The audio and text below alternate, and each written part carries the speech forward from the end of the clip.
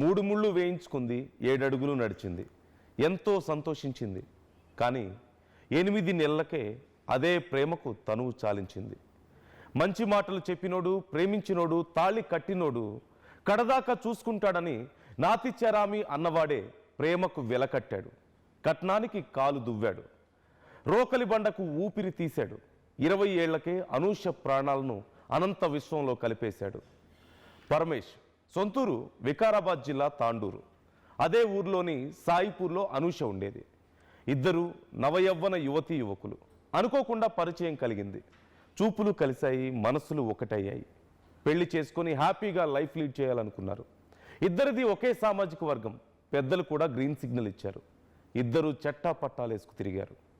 తాళి కట్టించుకొని అత్తారింటికి వచ్చిన తర్వాత అనూషకు అసలు విషయం అర్థమైంది. ప్రేమించినోడే కట్నం కావాలని రోజు తుక్కు కింద కొట్టేవాడు. లవ్ చేశా కదా అని అనూష కామ్గా ఉండేది. చివరికి పరమేష్తో పాటు అత్తమామలు కూడా ఏకమై డబ్బు తేవాల్సిందే, లేకపోతే చంపేస్తాం అన్నంత టార్చర్ పెట్టారు. అయినా అనూష అత్తమామలకు సర్ది చెప్పింది. పరమేష్కు ఎంత నచ్చజెప్పినా రోజు రోజుకు అతను మృగంలా తయారయ్యాడు. కట్న పిశాచి పట్టినట్లుగా ప్రేమించానని కూడా చూడకుండా అనూషను రాచి రంపాన పెట్టాడు. అత్తింటి ఆరళ్ళు ఎక్కువయ్యేసరికే అనూష పుట్టింటికి వెళ్ళాలనుకుంది. తల్లితో పాటు వెళ్తున్న ఆమెను అడ్డుకున్న పరమేష్ మళ్ళీ తన ఇంటికి తీసుకువెళ్ళాడు. ఏం మాయరోగం పుట్టిందో, ఒంట్లో ఏ దెయ్యం దూరిందో కానీ అరుగు మీద కూర్చున్న అనూష కడుపులో కాలితో తన్నాడు.